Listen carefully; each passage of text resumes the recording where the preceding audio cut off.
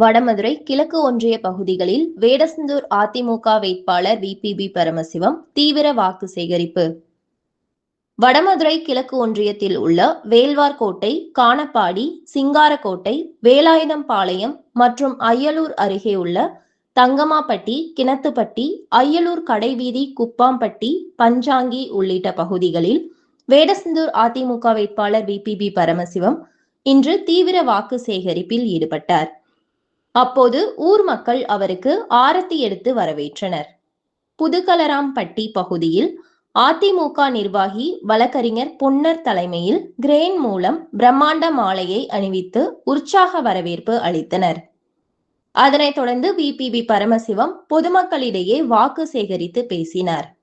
இந்த நிகழ்ச்சிகளில் வடமதுரை கிழக்கு ஒன்றிய அதிமுக செயலாளர் லக்ஷ்மணன், மாவட்ட விவசாய அணி செயலாளர் ராஜமோகன், அய்யலூர் நகர செயலாளர் ராகுல் பாபா, தகவல் தொழில்நுட்ப பிரிவு மாவட்ட செயலாளர் சேட்டை கார்த்தி, அதிமுக நிர்வாகிகள் ஐயப்பன், சரவணன், தெய்வேந்திரன், முருகவேல், பொன்னர், பாஜக ஒன்றிய தலைவர் சுதாகர் மற்றும் கூட்டணி கட்சி நிர்வாகிகள் பலர் கலந்து கொண்டனர்.